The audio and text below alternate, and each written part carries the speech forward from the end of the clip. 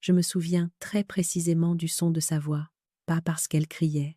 Au contraire, justement, parce qu'elle parlait doucement, avec ce ton doucereux qu'elle prenait toujours quand elle voulait blesser sans en avoir l'air. J'étais dans la cuisine, en train de rincer des tasses. Le robinet coulait, la radio murmurait une vieille chanson de Brel, et la lumière de fin d'après-midi entrait en biais, doré, sur l'évier.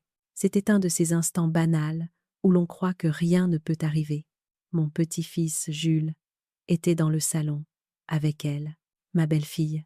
Elle avait refusé mon aide pour le goûter, en disant « Non, non, Denise, reposez-vous. Je m'occupe de lui. » Elles étaient là, tous les deux, à quelques mètres, séparés de moi par un simple mur. Je n'écoutais pas vraiment, pas au début. Je me disais qu'il jouait, qu'elle parlait de l'école, de ses notes, des vacances. Et puis j'ai entendu sa phrase, nette, claire, froide. « Tu sais, Jules, ta grand-mère ne nous aime plus. » Il n'y a pas eu de ton dramatique, pas de colère, pas de larmes, juste ces mots, déposés avec soin dans le cœur d'un enfant de 8 ans. Ma main a lâché la tasse. Elle s'est écrasée dans l'évier dans un bruit sec. L'eau continuait de couler. Obstinément, comme si de rien n'était. Je suis restée immobile. Je ne respirais plus. J'avais l'impression que la cuisine s'était rétrécie d'un coup, que le plafond descendait lentement pour m'écraser. Pourquoi? La voix de Jules m'est parvenue, minuscule, tremblante, cette voix que je connaissais par cœur, qui m'appelait habituellement. « Mamie, regarde. Mamie, t'as vu? » Là, la même voix demandait. « Pourquoi? » Et elle, calmement, comme si elle parlait de la météo, parce qu'elle ne vient plus nous voir, parce qu'elle ne veut plus qu'on s'occupe d'elle. Elle préfère être toute seule. Tu vois bien, non? Je me suis agrippée au bord de l'évier. Mon cœur battait dans ma gorge. Je n'arrivais pas à savoir ce qui me faisait le plus mal, les mots qu'elle venait de prononcer. Oh, le silence de Jules. Juste après, un silence lourd, comme s'il croyait ce qu'elle venait de dire, comme si, déjà, une première fissure s'ouvrait entre lui et moi. Je suis restée quelques secondes dans cette cuisine, pétrifiée. Je ne suis pas entrée tout de suite dans le salon, et c'est peu être ça, le plus douloureux à avouer. Sur l'instant, j'ai eu peur de la scène, peur du conflit, peur de la confrontation. Alors je me suis forcée à finir ce que j'étais en train de faire, rincer, poser la tasse cassée sur le côté, fermer le robinet, des gestes mécaniques, des gestes de survie. Je suis entrée dans le salon quelques minutes plus tard, comme si de rien n'était. Jules était assis sur le tapis, un camion entre les mains. Il ne jouait pas vraiment. Ses yeux étaient perdus quelque part, entre le sol et le canapé. Elle, ma belle-fille, était assise droite, les jambes croisées, le téléphone à la main. Elle a levé la tête, m'a lancé un sourire impeccable. « Ah, Denise, vous avez fini? On disait justement à Jules que vous aviez besoin de repos. Hein, mon chéri? Mamie est fatiguée maintenant. » Je l'ai regardé. Je crois que, pour la première fois, j'ai vraiment vu son visage tel qu'il était devenu avec les années. Plus lisse, plus dur, plus fermé. J'ai voulu parler, dire à Jules « Ce n'est pas vrai, mon ange. » Ezenor Siranven, dire à ma belle-fille « Comment osez-vous ?» Dire à tout le monde « Je n'ai jamais cessé d'aimer. C'est vous qui m'éloignez. » Mais les mots sont restés coincés dans ma gorge, comme si toute une vie de silence venait de se rappeler à moi. Brutalement, je me suis contentée de m'asseoir dans le fauteuil près de la fenêtre. Jules m'a lancé un regard rapide, un regard que je ne lui connaissais pas, un mélange de doute, de tristesse et de quelque chose de nouveau, la méfiance. « Ça va, mon cœur ?» ai-je murmuré. Il a haussé les épaules. « Maman dit que tu veux plus venir chez nous. » Easy, di, dus, is. Ma belle-fille a posé son téléphone. « Jules, ce n'est pas ce que j'ai dit, » a-t-elle glissé, en me regardant. Elle, comme pour me prévenir. « Ne dis rien, ne bouge pas. » Je tiens le récit, mais c'est exactement ce qu'elle avait dit. Et ça, nous le savions toutes les deux. Le reste du goûter s'est déroulé dans une sorte de théâtre absurde. Elle parlait fort, trop fort, posait des questions à Jules, riait à des choses qui n'étaient pas drôles. Moi, je répondais par monosyllabes. Je regardais mon petit-fils sans oser lui dire la vérité, que ce n'était pas moi qui m'éloignais de lui, mais elle qui essayait de me chasser de son univers. Quand ils sont partis, elle m'a embrassé sur la joue, un baiser sec, froid, rapide. Dans le couloir, j'ai entendu Jules demander « Pourquoi tu as dit qu'elle nous aime plus ?» Alors, et elle, sans savoir que je pouvais encore entendre, parce qu'elle préfère sa solitude à nous. Tu verras, avec le temps tu comprendras. Ce jour-là, j'ai compris quelque chose, moi. J'ai compris qu'il ne s'agissait plus seulement de remarques désobligeantes, de petites humiliations, de critiques voilées. Elle avait franchi une ligne invisible. Elle m'avait attaqué là où ça fait le plus mal, dans le cœur d'un enfant que j'aimais plus que moi-même. En refermant la porte derrière eux, j'ai posé mon front contre le bois. Le couloir sentait encore le parfum trop sucré de ma belle-fille, un parfum qui me donnait maintenant la nausée. Une phrase a traversé mon esprit, claire, glacée. Si je ne fais rien, elle va me voler mon petit-fils. Pas seulement avec des décisions, avec des mots. À cet instant précis, quelque chose a basculé en moi. Je n'étais plus seulement une grand-mère blessée. Je devenais une femme qui n'acceptait plus qu'on parle en son nom. Je me suis redressée. Je suis allée chercher mon carnet, mon fameux carnet noir, celui que je n'avais jamais vraiment osé remplir. Et j'ai écrit, en haut de la page, la date, puis une seule phrase. Avant le reste, aujourd'hui, elle a dit à mon petit-fils. Aujourd'hui, j'ai décidé que je ne me tairais plus. Je ne savais pas encore comment. Je ne savais pas encore jusqu'où tout cela allait me mener. Mais je savais une chose. Ce jour-là, c'était la fin de ma docilité et le début de ma justice silencieuse. Avant que les phrases ne deviennent des armes, il y a eu une autre vie. Une vie simple, un peu maladroite, mais pleine d'élan. Je n'ai jamais été une femme brillante. Je n'ai jamais su parler fort. Mais j'ai aimé avec constance, avec patience, avec cette forme de douceur obstinée qu'on retrouve chez les femmes de ma génération. Il m'arrive parfois, dans mon petit appartement, d'ouvrir une vieille boîte en métal où je garde des photos jaunies. On y voit mon fils, tout bébé, posé sur une couverture que j'avais tricotée enceinte de 8 mois. Je me revois à 25 ans, assise près de lui, la peau encore tendue de jeunesse, les yeux transparents d'espoir. J'aurais donné tout ce que j'avais, et parfois, ce que je n'avais pas pour que sa vie soit plus belle que la mienne. J'ai élevé mon fils seul, presque seul, après que son père est parti.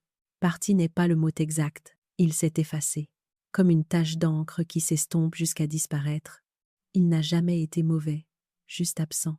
Et l'absence, parfois, pèse plus lourd que la violence. J'ai travaillé dans une petite épicerie du quartier pendant 27 ans, toujours debout, toujours souriante, toujours cette même phrase que je répétais en rangeant les cajots. Ça ira toujours. Je faisais partie de ces femmes qu'on croise sans les voir, mais qui tiennent un quartier debout, en silence. Mon fils grandissait, et chaque soir, lorsque je rentrais épuisée, il courait se jeter dans mes bras. Je le baignais, je vérifiais ses devoirs, je lui racontais des histoires inventées. Il s'endormait souvent la main dans la mienne. Je me disais, tant que lui, il va bien, je tiendrai. Puis il a grandi. C'est étrange comme les garçons deviennent des hommes.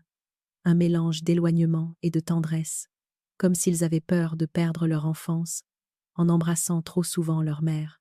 Il s'est mis à prendre ses distances, à chercher sa voie, à se créer un monde qui n'était plus le mien. Et dans ce monde, un jour, est apparue elle. Je me souviens de la première fois qu'il me l'a présentée. C'était un dimanche. Un dimanche de pluie fine, avec la maison qui sentait le café et la tarte au citron que j'avais préparée pour l'occasion. Elle est entrée dans le salon, avec un sourire parfait, celui qui fait briller les dents mais pas les yeux. Elle s'appelait Claire, un prénom léger, presque doux. Je ne savais pas encore qu'il deviendrait le nom d'une frontière. Elle a été charmante au début, bien élevée, polie, très attentive à chaque détail. Elle complétait les phrases de mon fils, riait doucement à ses blagues, m'aidait à débarrasser la table. J'ai pensé, il a trouvé quelqu'un de bien. Peut être quelqu'un qui prendra soin de lui quand je ne serai plus là. Je me suis trompée. Et pourtant, au début, rien ne l'indiquait. Les premières années de leur vie commune ont été remplies de dîners, de petits cadeaux à Noël, d'appels chaleureux. Claire me disait souvent, « Vous êtes comme une seconde maman pour moi. » J'aurais voulu la croire. J'ai même essayé. Quand elle est tombée enceinte, j'ai pleuré de joie. Quand Jules est né, j'ai pensé que ma vie venait d'ajouter une nouvelle lumière, une lumière fragile, ronde et pure, tenant dans 2 bras. Je me rappelle l'odeur de sa peau, cette odeur de lait et de chaleur, qui fait croire que le monde commence à neuf. Je me rappelle aussi la fierté dans les yeux de mon fils. Il avait attendu ce moment. Il devenait père. Moi, je devenais grand-mère. C'était un passage, un relais, un lien qui se tissait une nouvelle fois. Claire était douce avec Jules. Elle riait, en le portant. Elle me laissait jouer avec lui, le garder l'après-midi, lui chanter des comptines. Elle me disait « Vous avez un don avec les bébés, Denise ». Ce fut une période simple, belle, presque parfaite. J'allais chez eux tous les mercredis. Je cuisinais pour eux. Je pliais les vêtements de Jules. Je rendais service sans qu'on me le demande. Je faisais partie de leur maison comme une chaise, comme une lampe, comme une présence qu'on tient pour acquise. Et puis, un détail a changé. Puis un autre, puis un troisième. Des choses discrètes, minuscules, si petites, qu'on pourrait croire que c'est dans la tête. Un regard un peu trop appuyé. Une remarque glissée pour rire. Une porte fermée un peu vite. Une visite annulée sans raison. Un silence étrange au téléphone. J'ai mis du temps à comprendre que Claire dessinait lentement une distance, une ligne invisible entre eux et moi. Je pensais que c'était le stress, la fatigue, la vie. Je me disais que ça passerait. Mais une graine était plantée. Une graine de contrôle, une graine de pouvoir, une graine de territoire. Et cette graine, avec le temps, a germé. Peu à peu, elle a poussé dans mes relations, dans ses gestes, dans ses mots, jusqu'au jour où elle a poussé dans le cœur de Jules. J'aurais voulu dire que j'ai vu venir le moment où tout a basculé. Mais non. Le poison familial commence toujours par une goutte trop douce pour qu'on y croie, puis une autre encore, et un après-midi, il finit par atteindre l'oreille d'un enfant. Et l'enfant demande « Pourquoi tu nous aimes plus, mamie ?» Ce jour-là, ce n'était pas seulement mon petit-fils qu'elle attaquait, c'était tout mon passé, toute ma vie, toute la mère que j'avais été, toute la grand-mère que je tentais de rester. Ce jour-là, j'ai compris d'où venait la fissure. Elle n'était pas dans la relation entre lui et moi. Elle venait de plus loin, de plus profond, du moment où Claire avait décidé de redessiner les liens autour d'elle et d'effacer les miens. Ce qui détruit une famille ne commence jamais par un grand geste. Non, ça commence par presque rien, par une poussière sur une table, qu'on observe trop longtemps, par une phrase dite trop doucement, par un regard qui dure une seconde de trop. Avec Claire, les premiers signes ont été si subtils que je les ai confondus avec la fatigue, le quotidien, les humeurs passagères. Je voulais croire que je me trompais, que j'étais trop sensible, que j'approchais d'un âge où l'on craint d'être mise de côté. Mais non, ce n'était pas dans ma tête, c'était dans ses gestes. Le premier détail m'a frappé un dimanche. J'étais arrivée avec un gâteau maison, comme je le faisais depuis la naissance de Jules, un simple gâteau au yaourt. Mais il avait toujours ce goût de dimanche en famille. Quand je suis entrée, Claire a pris le plat de mes mains avec 2 doigts, comme si le gâteau pesait plus que nos liens. Elle l'a posé sur le plan de travail sans un mot. Puis elle a ajouté, d'un ton léger, presque innocent, « Merci, Denise. Mais Jules préfère le gâteau au chocolat de la boulangerie maintenant. » On s'habitue aux bonnes choses, une phrase banale, si banale qu'une autre femme aurait ri. Moi, j'ai senti quelque chose se serrer dans ma poitrine, comme un cordon qu'on tire trop fort. Ce jour-là, mon gâteau est resté intact. Personne n'y a touché. J'ai menti en disant que je n'avais pas faim. Eux ont mangé celui de la boulangerie. Ce n'était qu'un gâteau, mais ce n'était déjà plus un gâteau.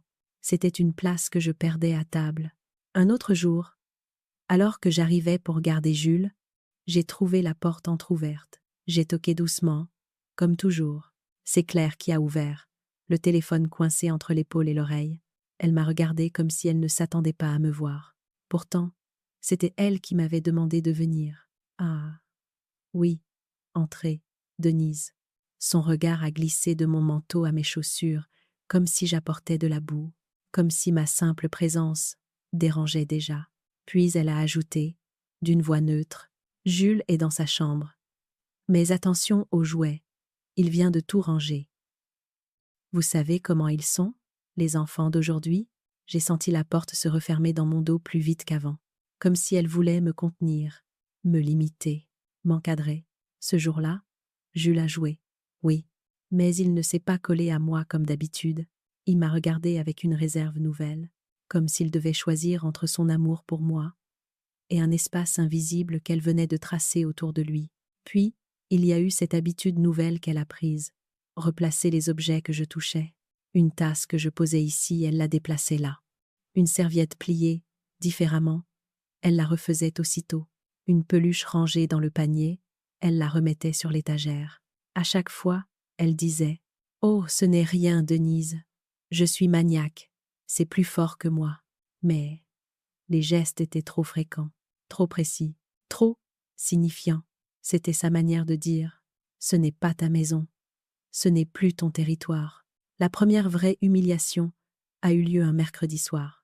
Je m'en souviens comme si le temps avait retenu son souffle. Jules était assis à table, dessinant. Je l'aidais à colorier un soleil. Il riait encore de mon jaune trop vif lorsque Claire est entrée dans la pièce.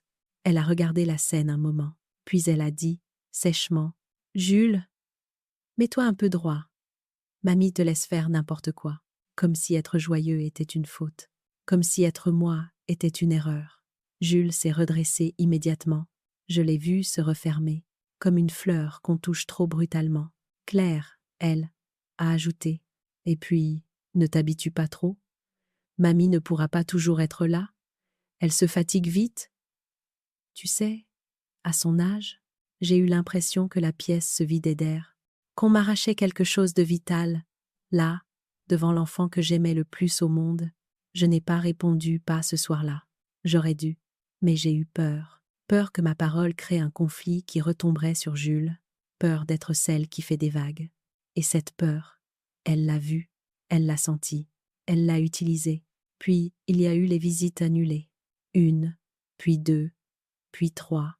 Jules est fatigué. Il a beaucoup de devoirs. Il a piscine. On verra la semaine prochaine. La semaine prochaine devenait un mois, puis 2, puis 3. Mon fils, lui, restait neutre, fatigué, dépassé, perdu entre sa femme et sa mère. Il n'osait pas contredire Claire. Je voyais bien qu'il avait peur de la blesser, mais qu'il n'avait pas la même crainte pour moi. C'est cela, vieillir dans une famille qui change. On devient l'élément le plus flexible, celui qu'on adapte, celui qu'on déplace, celui qu'on évite. Un soir, j'ai entendu Claire dire, alors qu'elle pensait que je n'étais plus là, « Jules s'attache trop à elle. C'est malsain. À son âge, il doit se détacher. » Se détacher de quoi? De qui? De sa grand-mère? De moi? Ces phrases minuscules, un jour, ont formé un mur entre lui et moi. Un mur construit pierre après pierre par celle qui se présentait comme la protectrice de la famille. Les signes de rejet étaient là, prévisibles, invisibles, poison lent, mais je refusais encore d'y croire.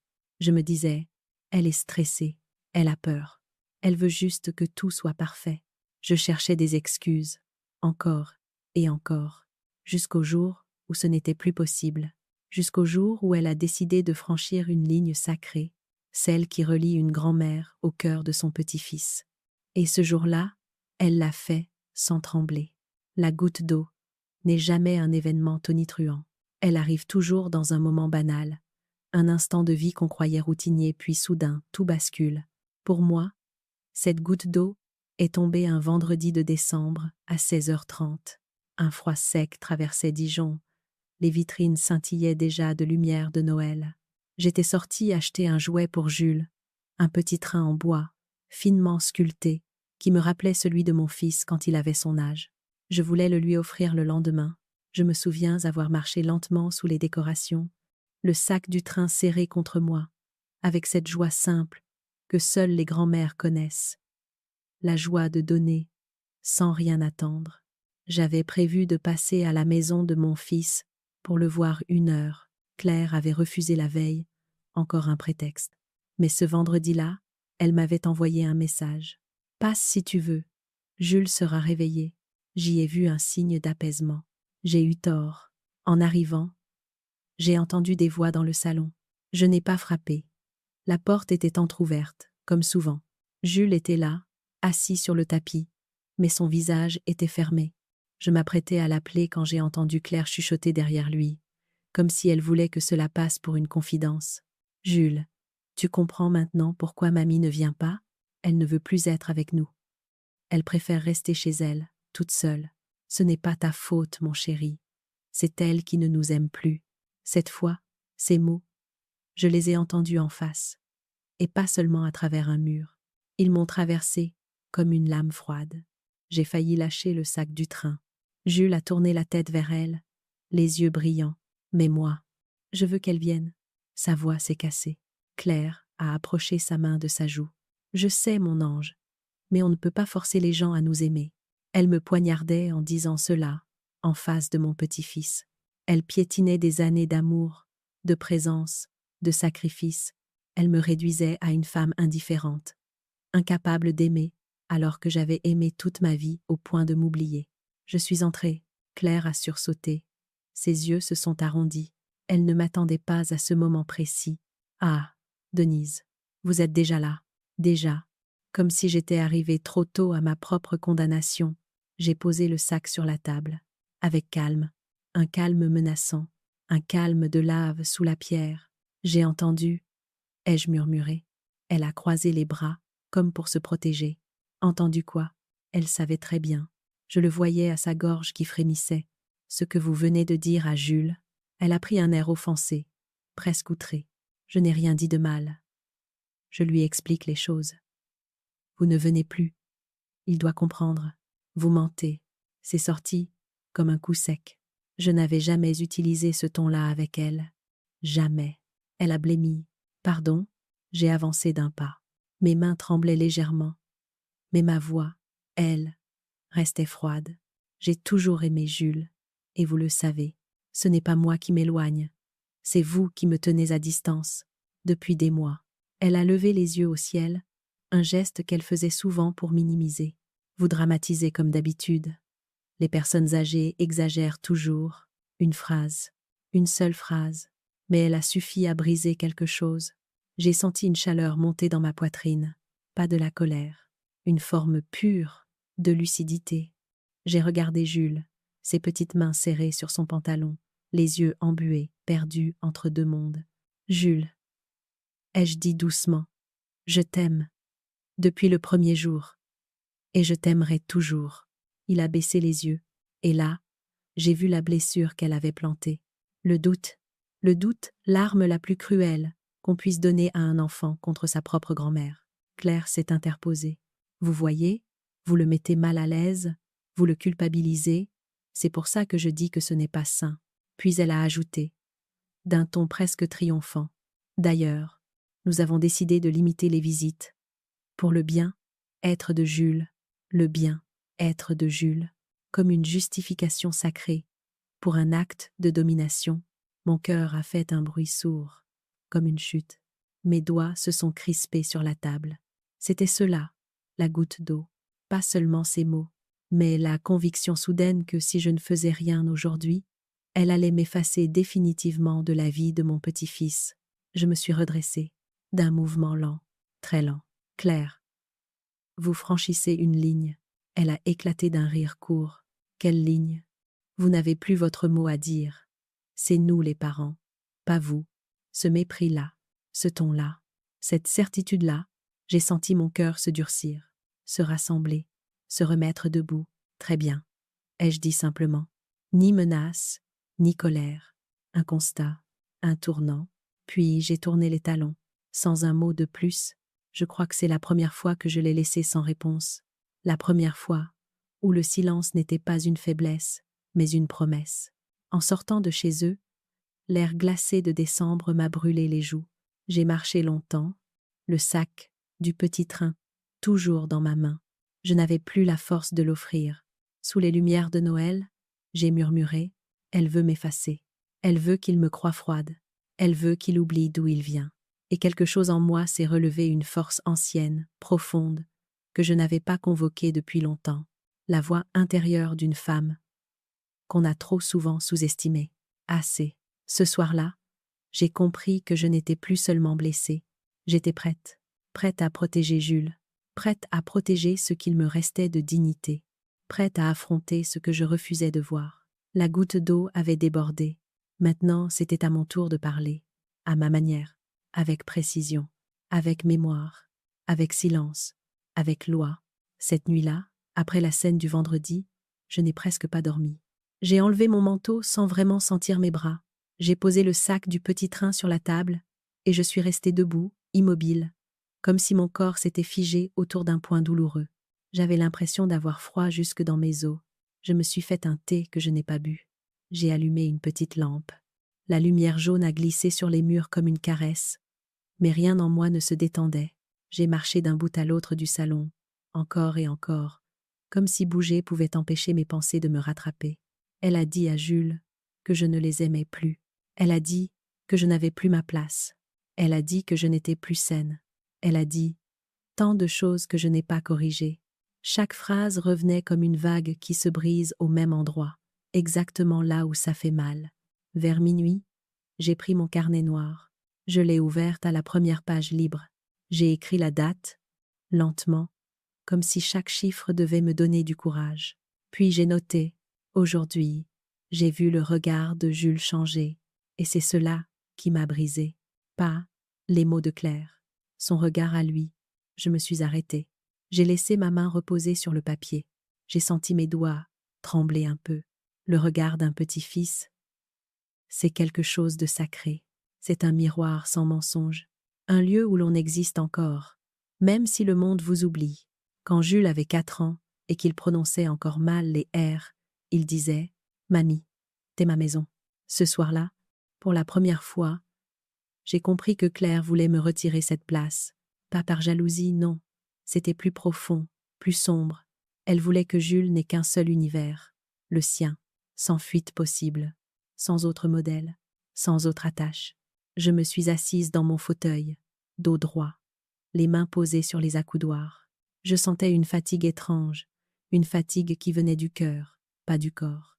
Pendant des années, j'avais accepté beaucoup pour préserver la paix. J'avais été la mère qui ne dérange pas, la belle-mère qui aide, la grand-mère qui sourit. J'avais laissé glisser les remarques, les humiliations discrètes, les distances imposées, parce que je me disais « ce n'est pas grave, tant que Jules me connaît, tant qu'il m'aime ».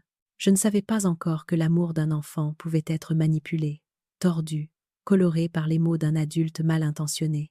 Et ce soir-là, cette prise de conscience m'a transpercée comme une épine enfoncée lentement. J'ai serré mon carnet contre moi, comme on serre un oreiller la nuit, et j'ai pensé à quelque chose de terrible, mais vrai.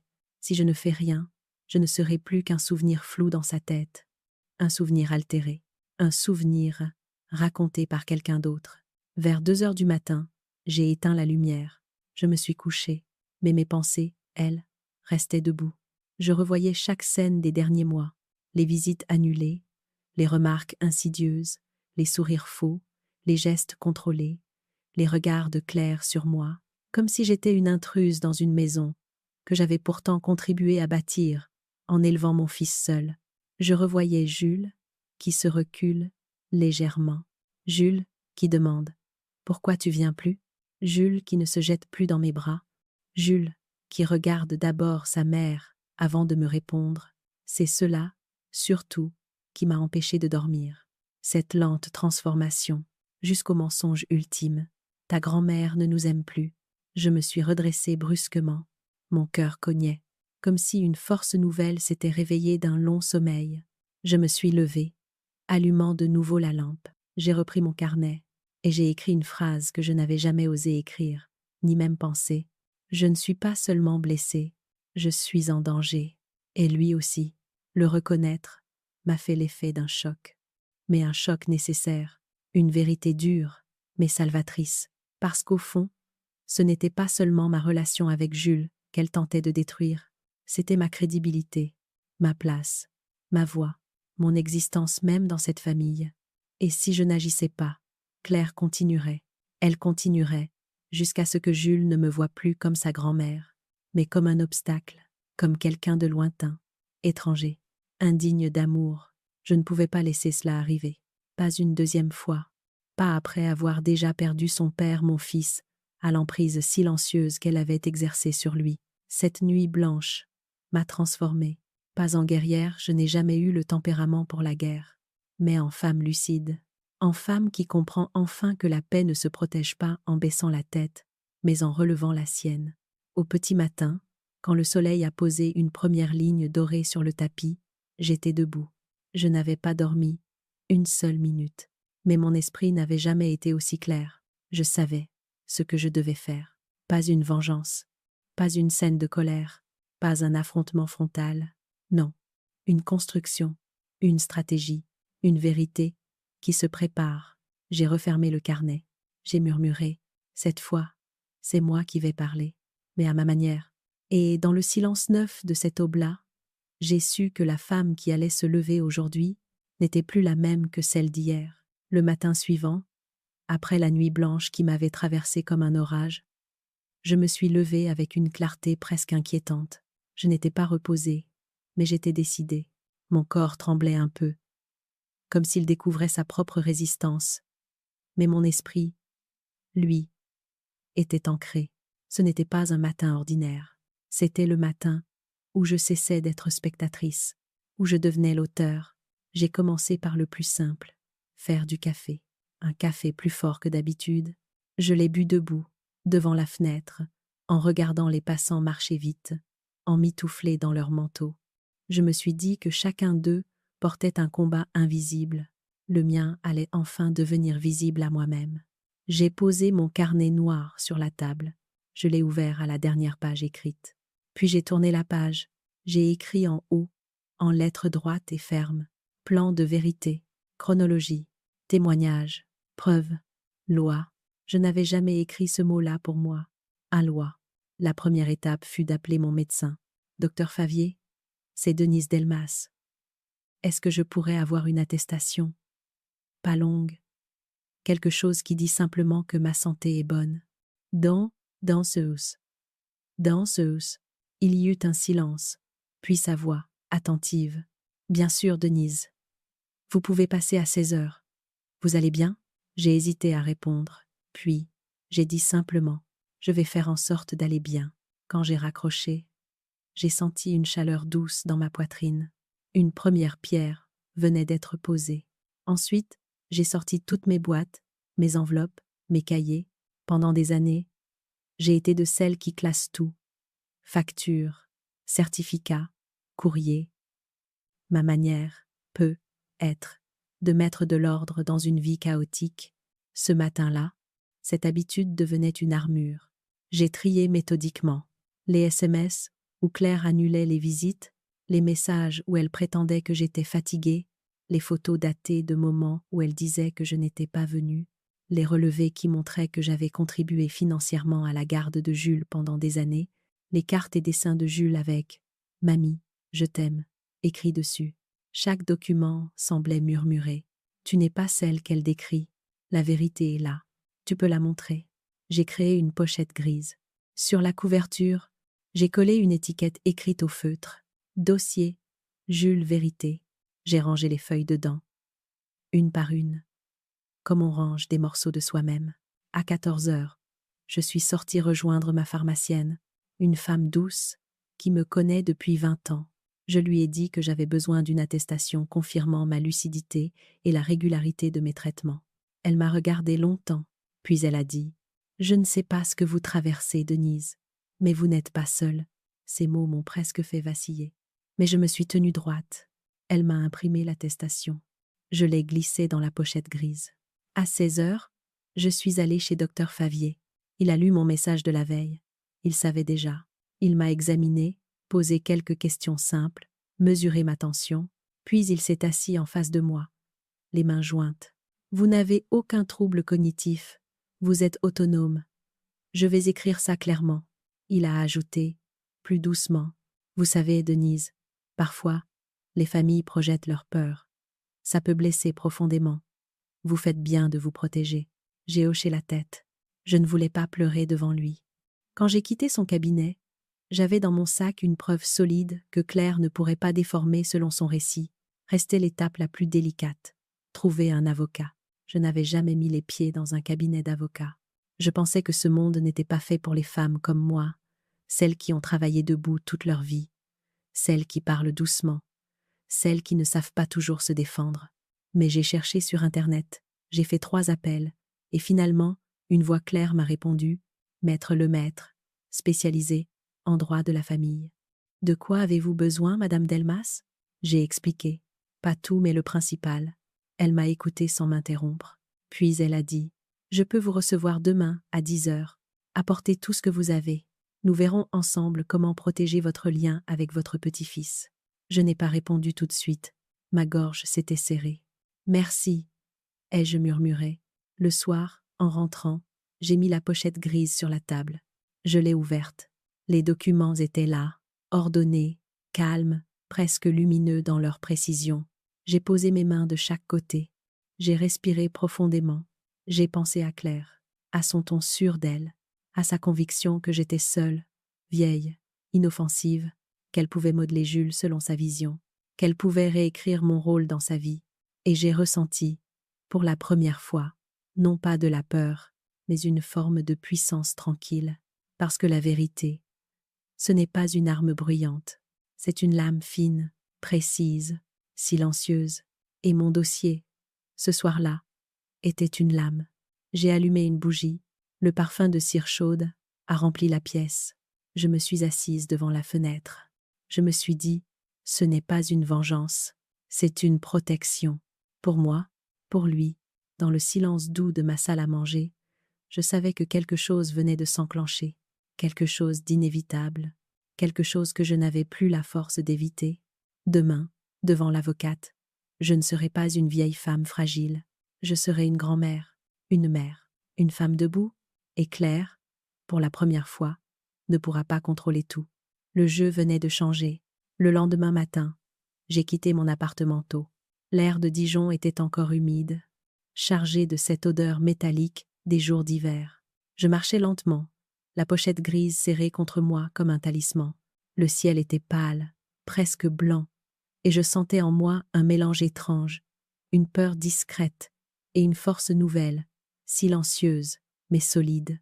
Mon rendez-vous avec Maître Lemaître était à 10 heures. J'avais répété mentalement ce que je voulais lui dire, mais une fois assise dans la salle d'attente, tout ce que je ressentais, c'était un froissement intérieur, comme si mon cœur respirait différemment. Quand la porte du bureau s'est ouverte, j'ai vu une femme d'une 50aine d'années, aux cheveux courts, au regard vif mais doux. Elle m'a accueilli avec un sourire qui ne cherchait pas à forcer la confiance, un sourire stable. « Madame Delmas, entrez, je vous en prie. » Je me suis assise en face d'elle. Elle a posé un carnet devant elle, puis m'a regardée sans rien dire, un silence confortable, qui laissait la place pour commencer. Alors j'ai parlé, pas vite, pas avec colère, mais avec cette précision que les femmes blessées possèdent, une précision qui vient de l'âme et non du mental. J'ai raconté les petites humiliations, les phrases venimeuses, les visites annulées, les manipulations discrètes. Puis, la scène du vendredi, le mensonge final. À mesure que je parlais, Maître Lemaître notait, sans m'interrompre. Son visage restait calme, mais je voyais ses sourcils se froncer légèrement lorsque certains détails devenaient trop lourds. Lorsque j'ai fini, j'ai posé la pochette grise sur son bureau. Tout est là. Chronologie, message, attestation, témoignage. Ce n'est pas contre elle, c'est pour Jules. Elle a ouvert la pochette, parcouru rapidement les documents, puis elle a levé les yeux vers moi. « Madame Delmas, ce que vous décrivez, ce n'est pas un simple conflit familial. Votre belle-fille cherche à créer une rupture d'attachement entre vous et votre petit-fils. C'est grave, très grave. » J'ai senti ma gorge se serrer. L'entendre de la bouche d'une professionnelle me donnait la sensation que mon intuition, ce cri muet, était enfin prise au sérieux. Elle a continué. La loi protège les enfants de ce genre d'aliénation, et elle protège aussi les grands-parents. Nous allons déposer une requête pour maintenir votre lien avec Jules. Et s'il le faut, nous irons jusqu'au tribunal de famille. Le mot tribunal m'a frappé au ventre. Je n'avais jamais imaginé finir dans un tribunal contre ma propre famille. Mais en même temps, une part de moi, la part la plus fatiguée, la plus usée, la plus blessée, murmurait. Il était temps. La requête a été déposée 2 semaines plus tard. Je n'oublierai jamais l'appel de mon fils ce jour-là. Il m'a téléphoné d'une voix tendue, comme si les mots lui brûlaient la gorge. Maman, Claire a reçu un courrier. Tu veux nous attaquer? J'ai pris une grande inspiration. Je ne vous attaque pas. Je protège un lien. Le mien. Avec Jules. Celui qu'elle essaie de détruire. Il est resté silencieux. Un long silence. Puis il a murmuré, presque honteux. Elle dit que tu inventes, que tu deviens instable. Instable. Ce mot-là, ce mot qu'on utilise pour faire taire les femmes qui refusent enfin de se laisser faire. J'ai répondu d'une voix posée. Dis-lui que j'ai un dossier. Dis-lui que j'ai des preuves. Dis-lui que je ne parle pas seul dans le vide. Il a raccroché, sans vraiment dire au revoir. Je savais qu'il était déchiré, et surtout, terrifié, par la colère de Claire. La date de l'audience est tombée un lundi. Un papier blanc, banal, qui annonçait une journée qui, elle, ne serait pas banale. Le matin du tribunal, j'ai mis un manteau sobre, mes chaussures les plus stables. J'ai apporté la pochette grise. J'avais l'impression d'être à la fois fragile et forte, comme ces arbres d'hiver dénudés qui tiennent malgré tout la tempête. En entrant dans la salle, j'ai aperçu Claire. Elle était droite. Impeccable.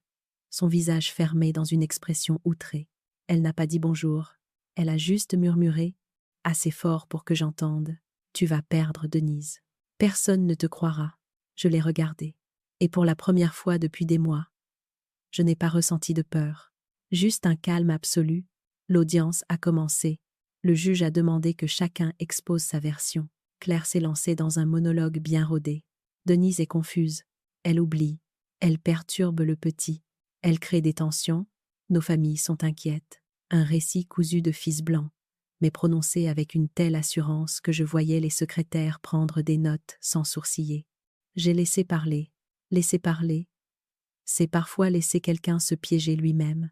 Puis, Maître le maître s'est levé, calme, droite, implacable. Elle a posé la pochette grise sur la table. Madame la juge, voici le dossier complet. Preuves, messages, attestations, chronologie. Chaque affirmation de Madame Lemoine va être démontée point par point. Et là, la salle a changé. L'atmosphère aussi, comme si l'air se retournait. Chaque message, chaque photo, chaque preuve tombait comme un galet dans une eau calme. Claire perdait couleur. Ses mains tremblaient légèrement. Le juge la regardait différemment, plus sévèrement, plus lucidement. Puis il m'a regardée. Longtemps. Madame Delmas, souhaitez-vous dire quelque chose? Je me suis levée. Mes jambes tremblaient très légèrement. Mais ma voix était plus stable que jamais. Je n'ai rien à ajouter. Juste ceci. Je veux continuer à aimer mon petit-fils. Et je veux qu'on cesse de lui mentir. Le juge a hoché la tête. Une fois, grave, décisive. Claire a détourné les yeux. À cet instant précis, j'ai senti le piège se refermer. Pas le mien, le sien. En sortant du tribunal, le vent soufflait fort. J'ai fermé mon manteau. Le cœur, étrangement léger. Je n'avais pas crié. Je n'avais pas menacé. Je n'avais rien détruit. J'avais simplement dit la vérité. Et la vérité, ce jour-là, avait suffi à ébranler tout ce qu'elle avait construit contre moi. Je suis rentrée chez moi, lentement. Jules n'était pas là pour me serrer dans ses bras, pas encore. Mais la justice, elle, avait commencé à faire son chemin. Et moi, je retrouvais ma verticalité. Les jours qui ont suivi l'audience ont été étrangement silencieux. Un silence dense, presque matériel, qui s'accroche au mur et accompagne les gestes du matin. Je croyais que je me sentirais soulagée. Mais non, ce n'était pas du soulagement. C'était une forme de gravité nouvelle. Une vérité venait d'être dite, et les vérités, lorsqu'elles tombent, brisent toujours quelque chose. Le premier signe d'éclatement est venu par un message de mon fils. 3 mots, rien d'autre. On doit parler. Pas. Maman. Pas. Comment vas-tu? Pas. Je suis désolée. Juste une phrase sèche, tendue comme une corde qui menace de casser. J'ai mis 20 minutes avant de répondre. J'avais appris ces derniers mois qu'il y avait une puissance dans le délai, dans la réflexion, dans l'absence de panique. Je lui ai écrit « Quand tu veux ». Je suis disponible. Il ne m'a pas rappelé tout de suite. Le silence a duré 2 jours. Le deuxième signe est venue d'un appel inattendu. La mère de Claire, une femme que je n'avais jamais vraiment connue. Elle avait toujours gardé une distance polie, presque glacée, comme si tout ce qui venait de moi était inférieur, moins raffiné, moins digne d'intérêt. Mais ce jour-là, sa voix était brisée. « Madame Delmas ?» Je voulais m'excuser. Je ne m'attendais pas à ces mots. Je me suis assise, par réflexe, comme si mon corps cherchait un appui. Elle a continué, haletante. « Claire, Claire nous a tout déformé. Elle disait que vous perdiez la tête, que vous deveniez agressive, que Jules était en danger psychologique avec vous. Chaque phrase tombait comme un caillou froid dans ma poitrine. Nous l'avons cru. Je suis désolée, vraiment désolée. Nous n'imaginions pas qu'elle exagérait autant, exagérait. Le mot était faible, ridicule même, mais c'était un début. Elle a ajouté, d'une voix basse, « Elle est furieuse depuis l'audience. Elle dit que vous l'avez humiliée, qu'elle vous déteste, qu'elle va disparaître avec Jules s'il le faut. » J'ai fermé les yeux. Une douleur sourde a traversé mon cœur. « Disparaître ?» ai-je murmuré. « Oui. Elle parle de partir quelques semaines chez sa sœur. Elle est instable. Je commence à avoir peur pour elle. Et pour Jules. Pour la première fois, quelqu'un de sa famille voyait ce que moi j'avais vu depuis des années. Mais j'ai répondu calmement. Je ne souhaite pas sa perte. Je veux juste protéger Jules. » Elle a soupiré. Un soupir long, fatigué. Je le sais. Et j'espère qu'un jour, Claire aussi le verra. J'en doutais, mais je n'ai rien dit. Le troisième signe d'éclatement est venu par Paul, mon petit-fils. Pas Jules, Paul, le fils aîné de Claire, issu d'une première union.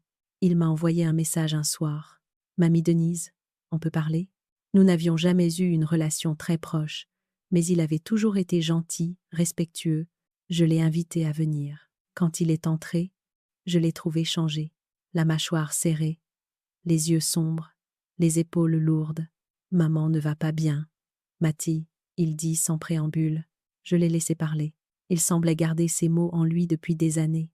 Elle a toujours besoin de contrôler tout le monde. « Papa, toi, Jules, moi. » Quand quelque chose ne va pas dans son sens, elle devient dure, cruelle parfois. J'ai baissé les yeux. Ces mots, venant de son propre fils, m'ont transpercé. Il a ajouté « Je suis désolé pour ce qu'elle t'a fait. Je sais qu'elle ment. Et je veux que tu saches que, moi, je ne crois pas un mot de ce qu'elle dit. Je crois que c'est à ce moment-là que j'ai pleuré. Pas beaucoup, pas bruyamment, juste quelques larmes qui ont glissé, sans que je puisse les retenir. Il m'a posé une main sur l'épaule. « Mamie, protège-toi. Et protège Jules, si tu le peux. Il t'aime. Même si elle brouille tout. Il t'aime. » Ces mots, ils ont ouvert une brèche douce dans toute cette violence. Puis ce fut au tour de mon fils de m'appeler enfin, la voix étranglée, presque cassée. « Maman, je ne sais plus quoi faire. Claire me dit que tu veux nous séparer. Elle dit que tu veux la ruiner. Elle dit que tu veux la remplacer auprès de Jules. » Je me suis appuyée contre le dossier de ma chaise. « Et toi ?» ai-je demandé. « Qu'est-ce que toi tu crois ?» Il y a eu un silence, langue, douloureux. Puis il a dit, d'une voix minuscule, « Je ne te reconnais plus. » J'ai fermé les yeux. Ce n'était pas une accusation, c'était une confession. Je lui ai répondu doucement, mais fermement. « Tu ne me reconnais plus parce que, pour une fois, je dis non. Pour une fois, je refuse de me taire.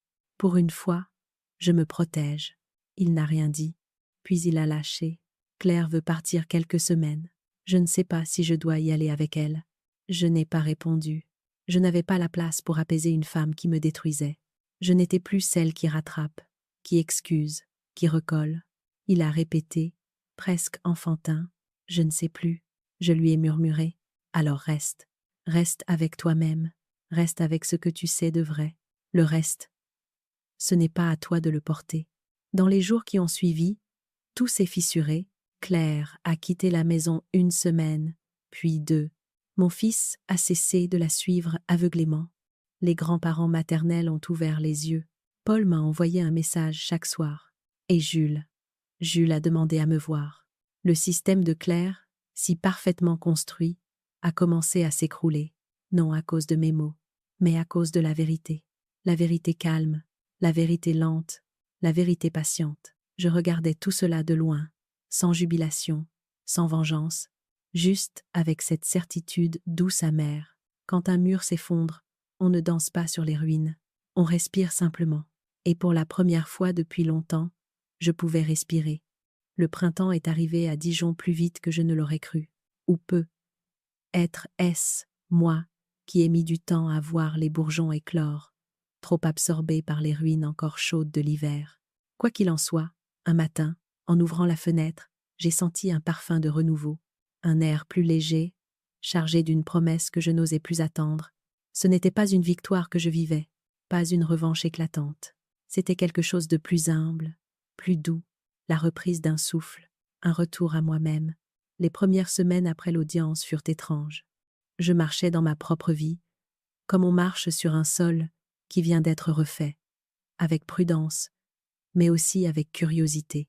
Je redécouvrais mon appartement, mes plantes, ma cuisine, mes rituels simples. Je prenais le temps de vivre pour moi, un exercice que je n'avais jamais appris. Un matin, j'ai décidé d'aller au marché couvert. Je n'y étais pas allée depuis des mois. Il y avait du bruit, de la chaleur, des voix qui montaient et redescendaient comme une marée vivante. Les étals débordaient de couleurs, les radis roses, les asperges fines, les fromages crémeux. La fleuriste m'a reconnue. On ne vous voit plus beaucoup, Madame Delmas. Je lui ai souri. Un sourire qui venait du cœur cette fois. Je reviens, doucement. Elle m'a tendu un petit bouquet de tulipes jaunes. Cadeau. J'ai senti mes yeux picoter. Ce geste simple avait le goût d'une nouvelle chance. Jules, lui, a recommencé à m'appeler, d'abord timidement, puis plus souvent. Mamie, tu peux venir me lire une histoire? Mamie, on fait un gâteau. Mamie, tu me manques. Ces mots-là, ces mots rendaient à ma vie une lumière que j'avais cru perdue pour toujours. Nous avons repris nos après-midi ensemble. Pas souvent, juste assez pour reconstruire un lien sans brusquer personne. Je passais chez eux quand Claire n'était pas là. Mon fils me laissait la porte ouverte, comme un aveu silencieux qu'il me devait beaucoup plus qu'un simple pardon. Un jour, alors que Jules construisait une tour en Lego, il m'a dit « Maman dit que tu es fâchée contre elle ». Je suis restée figée, une seconde, puis je me suis agenouillée. Je ne suis fâchée contre personne, mon trésor. Je veux juste que tu saches que je t'aime. Toujours.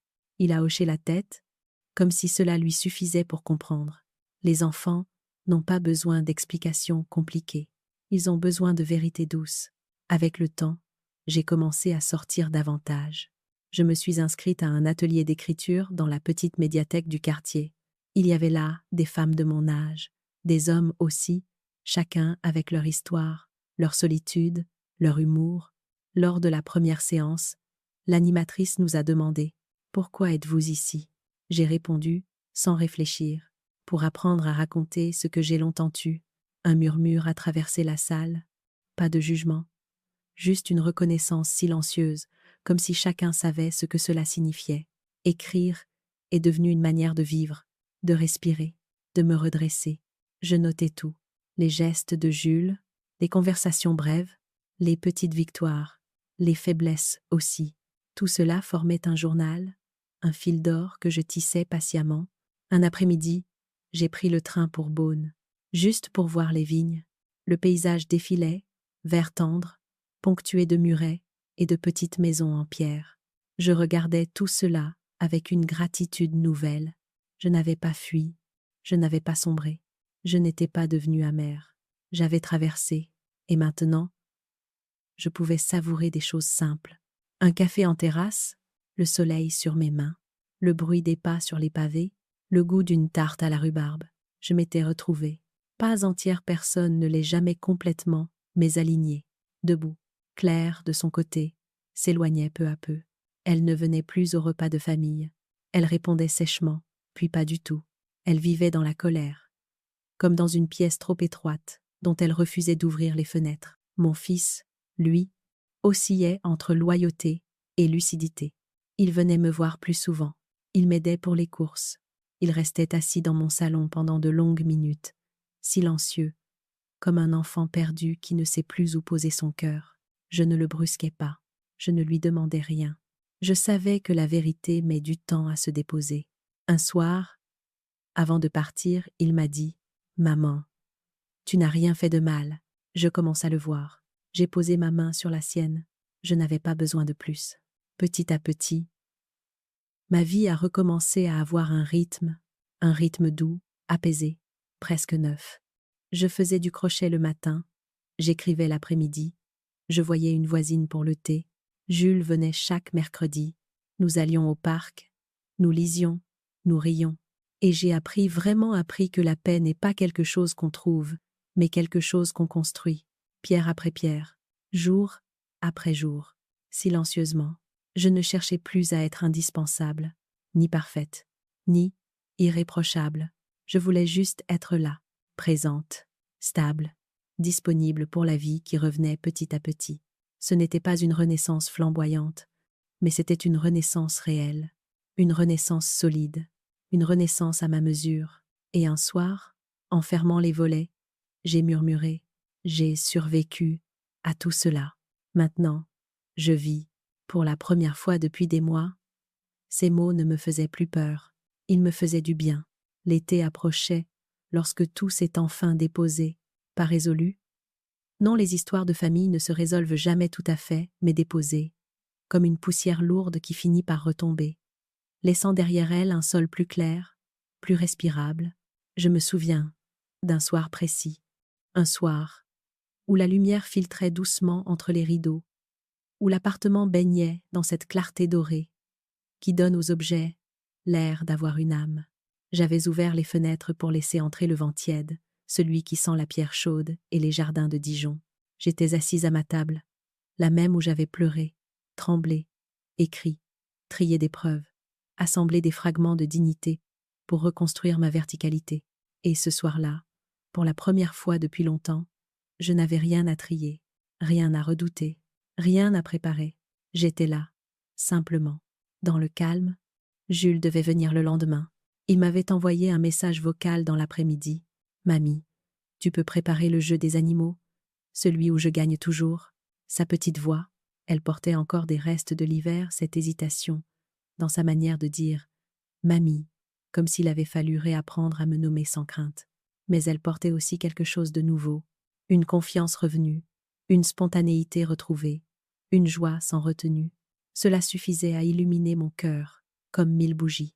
Assise à ma table, je feuilletais mon carnet noir. La première page, avec la date du jour où tout avait basculé. Les pages suivantes, remplies d'observations, de douleurs, de phrases notées à la hâte, de moments où je me sentais perdre pied. Puis les pages où la peur s'était transformée en lucidité, puis en décision, puis en action. C'était étrange de voir sa propre métamorphose, couchée en lignes serrées sur un cahier usé. On croit toujours que la vie nous change doucement, imperceptiblement. Mais non. Parfois, elle nous bascule d'un coup, et ce n'est qu'en regardant en arrière qu'on voit la lignée profonde des transformations. Je tournais les pages une à une. Chaque mot était une cicatrice, et chaque cicatrice, désormais, ne faisait plus mal. Je suis allée me servir un thé. Je l'ai bu lentement, la tête tournée vers la fenêtre. Dans la cour en bas, une voisine arrosait ses plantes. 2 enfants jouaient à cache-cache. Une femme promenait son chien en souriant. Je me suis dit que la vie continuait toujours, même lorsque nous croyons que tout s'est arrêté, même lorsque nous croyons que notre monde s'est effondré.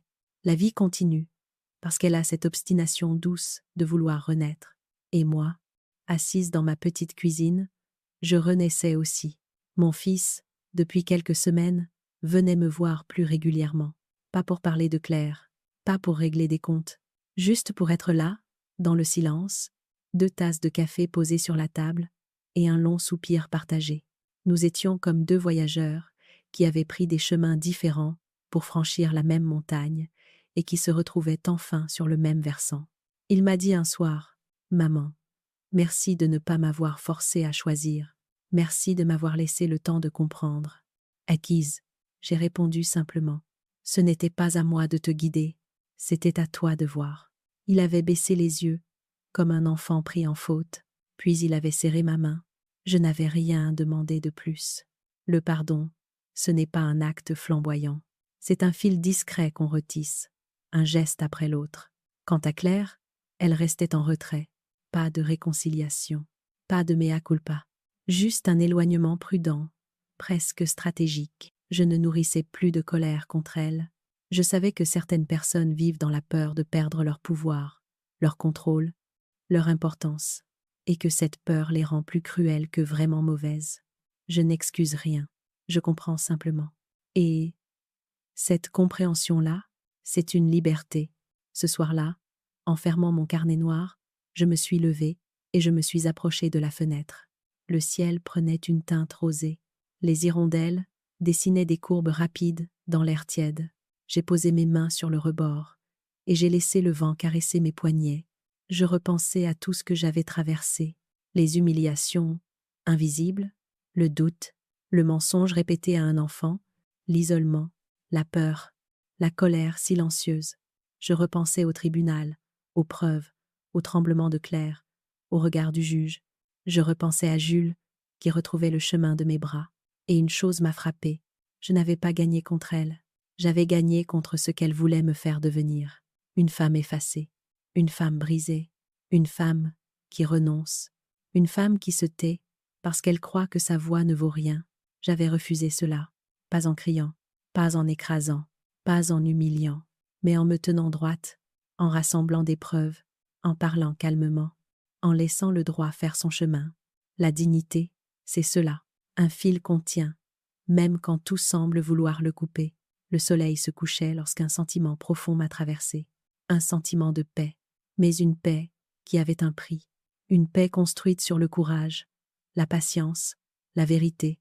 Je me suis dit alors, comme une évidence qui résonne dans le cœur, on ne choisit pas toujours les blessures de la vie, mais on choisit ce qu'on en fait. J'ai regardé le ciel encore un moment, puis j'ai refermé les volets, et dans le silence qui s'installait, un silence qui n'était plus une cage, mais un refuge, j'ai murmuré doucement, pour moi-même, pour Jules, pour toutes les femmes qui passent leur vie à encaisser avant d'oser se défendre. Le silence peut aussi être une forme de justice.